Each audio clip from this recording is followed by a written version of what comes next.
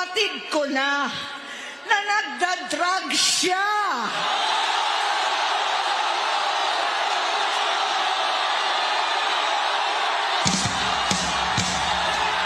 Nalaman ko at ng pamilya, nalaman ng pamilya, seryoso ito. Minsan, kami ng Presidential Guard at Metro Gompa ang naglilinis tuwing nagpa-party po sila.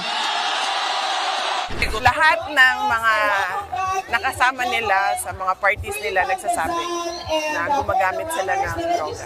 Kapag president ka or vice president ka or any government official for that matter, hindi ka pwedeng humindi kapag sinasabihan ka na magpa-drug test ka. So, with regards to my manifestation, Madam Chair, what we've established through everyone who has manifested ahead of me is that there's no record of illegal drug abuse. That is clear. What we know for a fact, and what is actually on record, is that on November 2021, there was a negative drug test that was attested to at St. Luke's.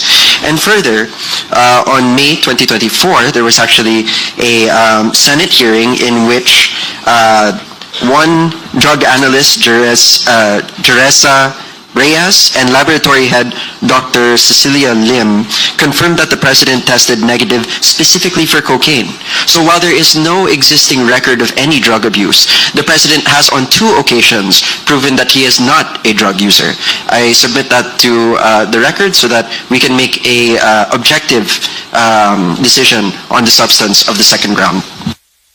The manifestation is noted. Si Senator Amy mismo ay nagsabi na di umano patungkol sa paggamit ng illegal na droga ng ating Pangulo. This is definitely a desperate move. Ang pinag-uusapan sa peaceful rally ay patungkol sa di umanong korupsyon. Ano ang dahilan ni Senator Amy para ang sarili niyang kapatid ay siraan niya? Alam naman natin na nagkaroon na ng drug test nung pangbago mangampanya ang ating Pangulo. Gusto ko pong ipakita sa inyo para po maalala niyo muli. Okay, so kumusta sa lahat ng mga suking taga-subaybay?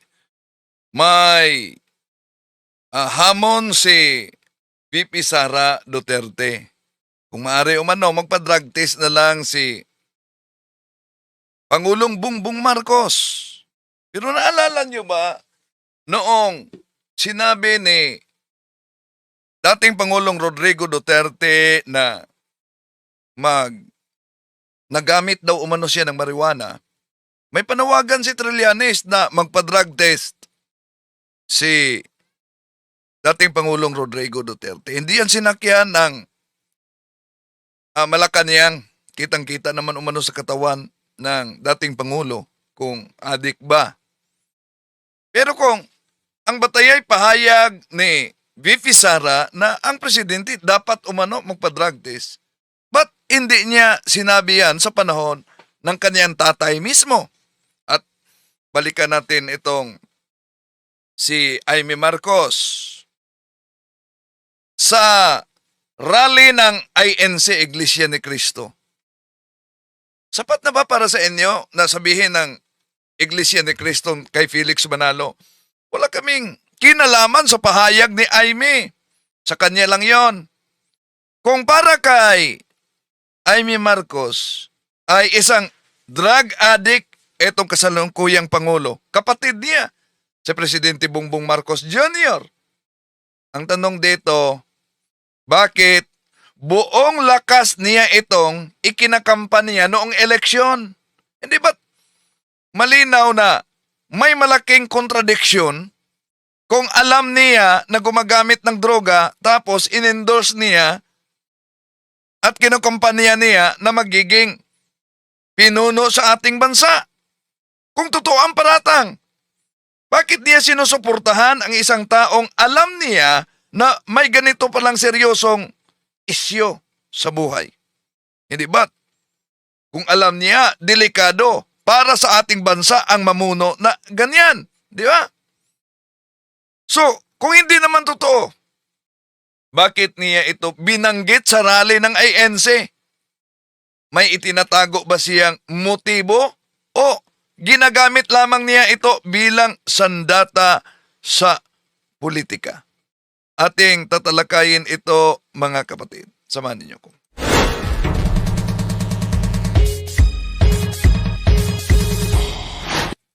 Kumusta? Welcome sa ating live streaming. Ito ang inyong lingkod, Brad Windel Talibong, muling magkasama ninyo sa pagkakataong ito at inaniyahan natin ang ating mga suking taga-subaybay.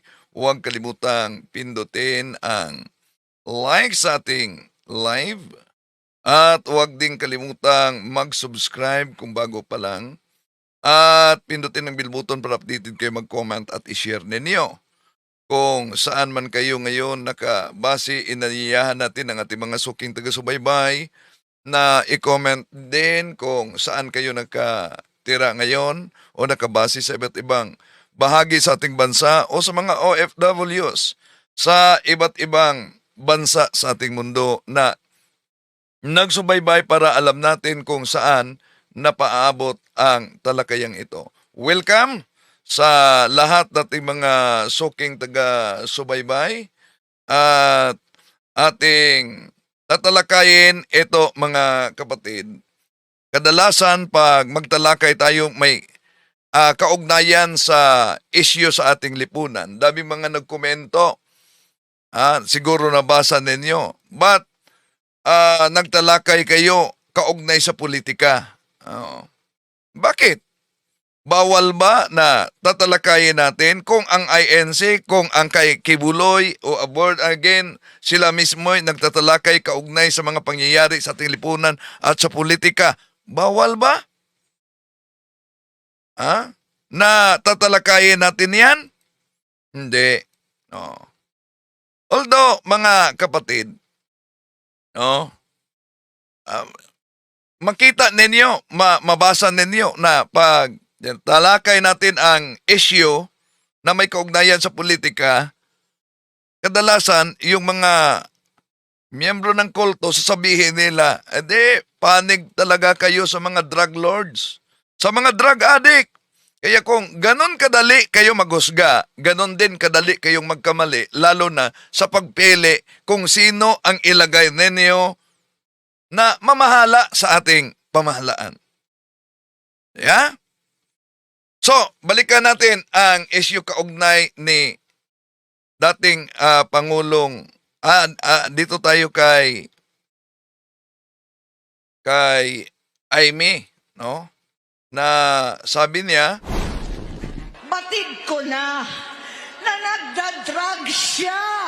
sa rally yan ng Iglesia ni Kristong kay Felix Manalo, batid niya umano na nagda-drug si PBBM. Kaya ang tanong, kailan ba niya alam na nagda-drug? Noon lang kasagsagan sa rally? O matagal na? Dahil kung matagal na, bakit inendorso niya noong tumakbo ito pagka-presidente kung alam at batid niya na gumagamit ito ng droga?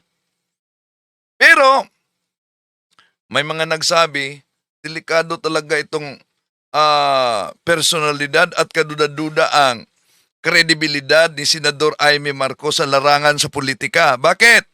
Sapagkat kung kaya niyang siraan ang sarili niyang kapatid mismo na kasalukuyang presidente, depende sa sitwasyon, ano pa kaya ang kaya niyang gawin, lalo na sa mga kaalyado niya sa politika kapag sila'y magiging kalaban na. Di ba? Isipan mo ba ninyo yan? At hindi lang yan. Si kasalukuyang Vice President, ano ba yung pahayag niya? Balik muna natin na. Eto. Batid ko na nagda-drug siya.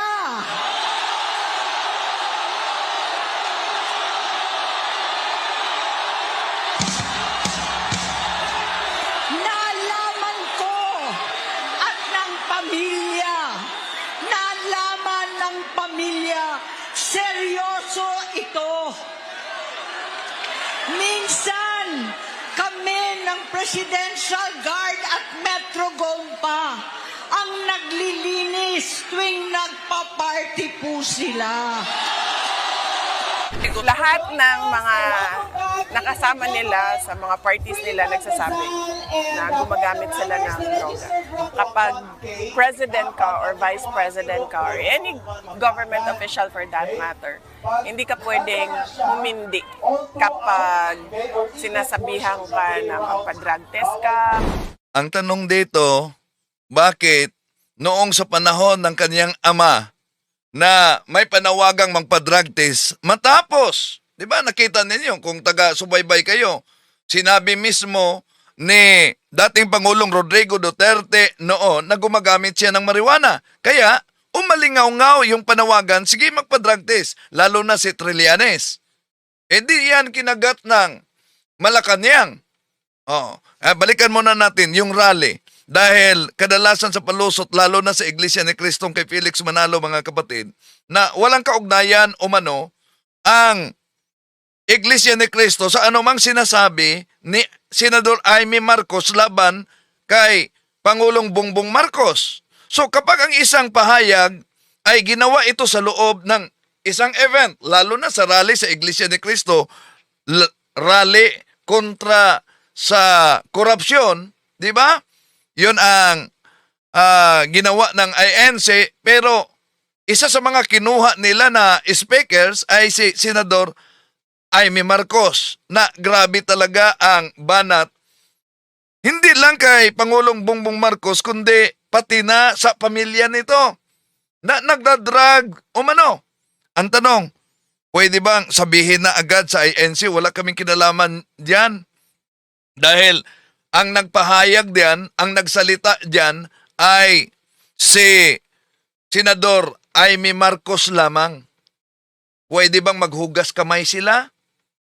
Kahit hindi sila ang direktang nagsalita, may moral at institutional responsibility sila bilang organizer sa naturang rally, di ba? Kung si Senador Amy Marcos nagbanggit sa naturang aligasyon laban sa presidente na kanyang kapatid mismo, si Bongbong Marcos, sa loob ng rally ng INC, may tatlong mahalagang punto diyan. Yung control ng platform, di ba? Ang organizer ang may control kung sino ang magsalita at kung ano ang tuno ng salita sa event. Hindi ito random na lugar lang.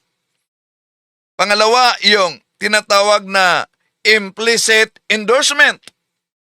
Kahit walang direktang pagsang-ayon ang pagpahintulot na mangyari ito, sa kanilang entablado ay maaring mabasa na bilang tinatawag na tacit approval. Pangatlo, yung public accountability.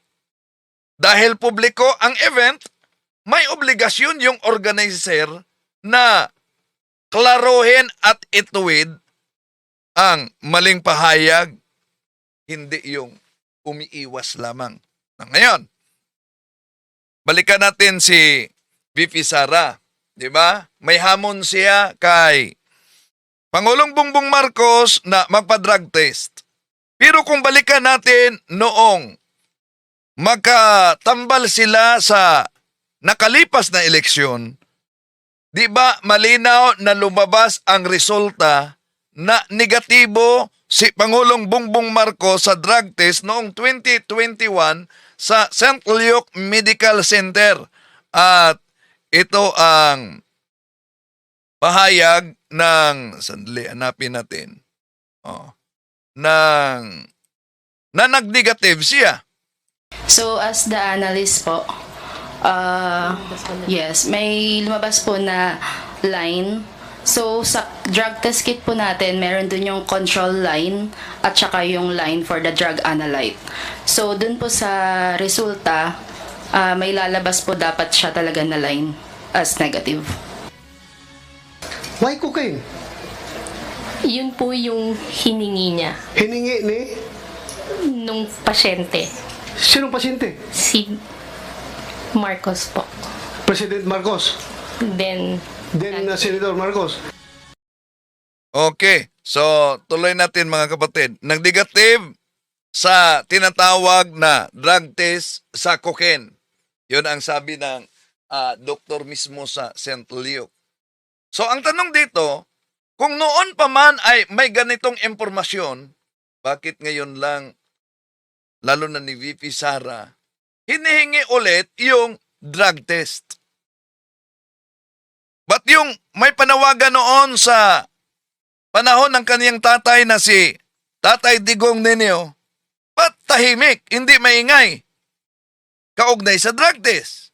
Ibig bang sabihin, kung balik natin sa kay Pangulong Bongbong Marcos na hiniling niya na magpa-drug test dahil vice presidente o presidente kailangan daw umano at hindi ayawan yung pag-drug test. Ibig ba sabihin, may pagdududa siya na hindi inilantad noon.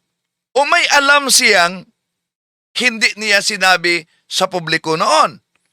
So, ang kaugnay sa paggamit ng droga, seryoso ito na akusasyon. At hindi ito masagot sa ingay lamang, kundi dapat may batayan. Halimbawa, kung duda sila na may manipulasyon o piniki ang resulta, dapat ilabas nila kung may hinahawakan silang ebidensya. Di ba? So, ituloy natin. Sandali. Asan ba yun? Ito pa ang doktor na sa hearing. I am Dr. Maria Cecilia Lim. I am the laboratory head of the drug test. Sorry po, 40 to 50 seconds, may resulta na po. 40 to 50 seconds? You said that particularly cocaine ang tinitest ninyo. Why cocaine? Yun po yung hiningi niya Hiningi ni nung pasyente, sinong pasyente? si Marcos po. President Marcos. Pero kung Hindi. ako, walk-in lang ako, pupunta ako doon sa iyo, I want a drug test. Anong gagamitin ninyo? Kung ano pong hihingin nyo. Oh, may ganun ba na hingi? Sure ka? Usually po Cocaine kasi, ang hiningi ng pasyente ng panahon na yun? Yan.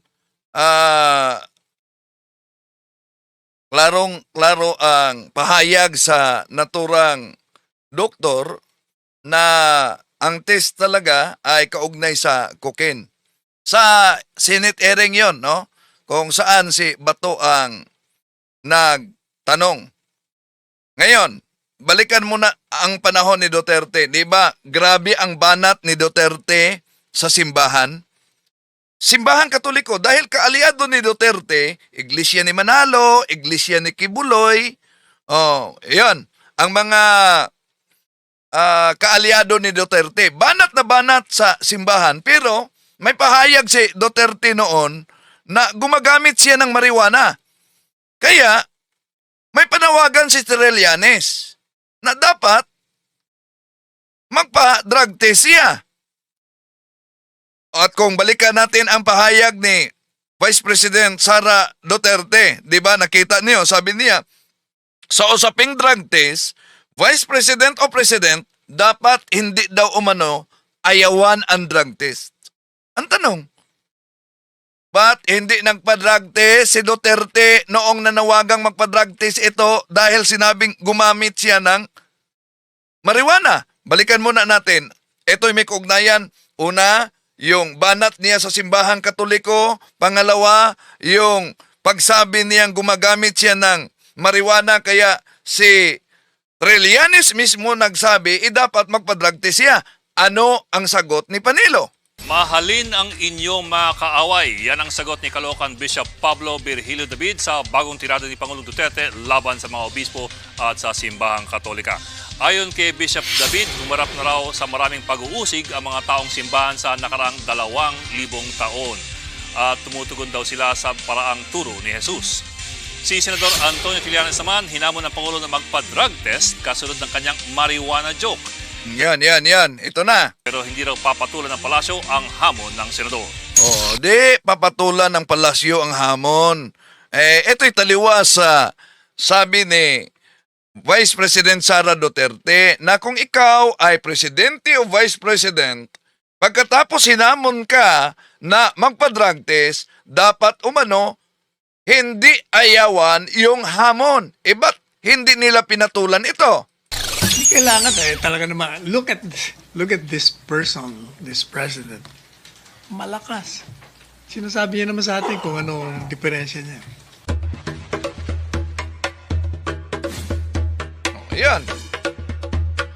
Ang batayan na hindi patulan yung drug test dahil makitang-kita naman umano sa katawan mismo ng dating presidente noon, malakas. O kung sundin natin yung pahayag ni Vice President Sara Duterte na dapat presidente o vice president sa hamon ng drug test dapat hindi ayawan. Bakit maraming nanahimik noon na inayawan yung drug test na challenge ni Antonio Trillanes IV kay dating Pangulong Rodrigo Duterte nung nakaupo siya na magpa-drug test siya matapos itong sinabing gumagamit umano siya ng marijuana noon. So, hindi ito pinatulan ng Malacanang. Dahil ayon kay Attorney Salvador Panilo, kitang-kita naman umano sa pangangatawan ni Duterte na wala siyang problema sa droga. Yeah? So ngayon, bakit maingay ang ilan na pilitin itong si Pangulong Bongbong Marcos na sumasailalim ng drug test?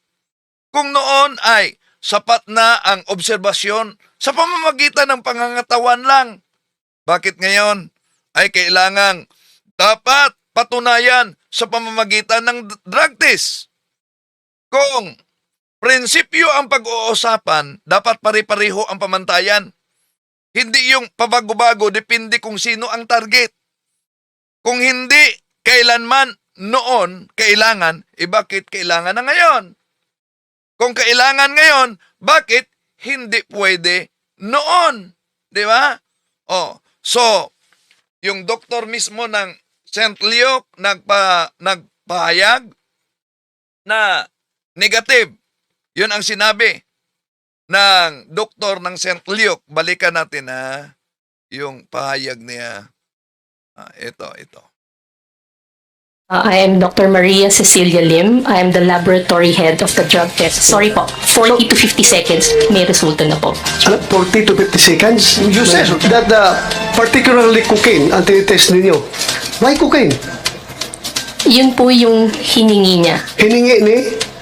nung pasyente, Sinong pasyente? si Marcos po. President Marcos. Pero kung Hindi. ako, walk-in lang ako, pupunta ako doon sa iyo, I want a drug test. Anong gagamitin ninyo? Kung ano pong hihingin nyo. Oh, may ganun ba na hingi? Sure ka? Usually po Cocaine kasi, ang hiningi ng pasyente ng panahon na yun? Kaya, grabe ang ingay dahil ng negative. Sabi nila, dapat umano, hindi doon sa St. Luke's Medical Center nagpa-drug test.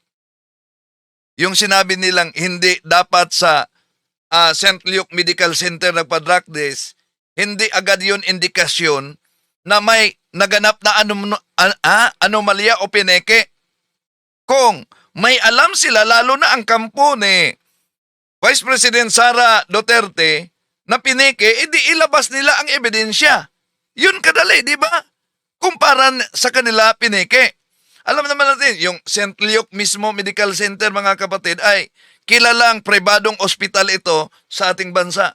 At may kakayahan itong magsagawa ng laboratory test ayon sa medical standards. At kaya nga sa programa ni Tolfo, ito, tinatalakay niya. Makinig, yung mga supporters po ni BBM, pati yung mga hindi supporter ni BBM, para matuldukan na itong issue kasi marami hong umaalingaw-ngaw ngayon, mga sa social media. Bakit sa St. Luke's nagpa-testing yan? Lehitimo ba yung drug test na yan? Katanggap-tanggap pa yan? Bakit hindi sa mismo sa PNP Crime Lab o sa PIDEA nagpa-testing? Bakit sa pribado siya nagpa-testing? Pwede ba yan? Anyway, tanungin Ito. muna natin, diretso na nating tanungin ang Philippine Drug Enforcement Sa PDEA mismo ang tinanong dito, kaugnay sa resulta sa drug test. Yung lahat ng mga private testing facility, drug testing facilities, or maski po yung other, ito sir, purely testing facility lang sir, whether public or private hospital. Opo. Lahat po yan, Department of Health na nangangasiwa. Okay. Ngayon sir, may mga kandidato na ang kanilang desisyon ay dumulog po sa ating tanggapan sa PDEA Laboratory Service or di kaya sa PNP Crime Lab or baka mamaya meron din dyan dumulog sa NBI. Sir, ililinawin lang po namin na ang mandato ng aming mga laboratorio, yung National Headquarters or National Office Laboratory Service at yung mga laboratory ng mga regional offices ng PDEA ay para po sa forensic examination. Kami po ay forensic laboratory. Ibig sabihin po sir ma'am, ang primary po na trabaho namin o na mandato ng forensic lab ay ang mag-examine ng mga nakukumpiskang ebidensya, whether illegal drugs, controlled precursors and essential chemicals or laboratory equipment.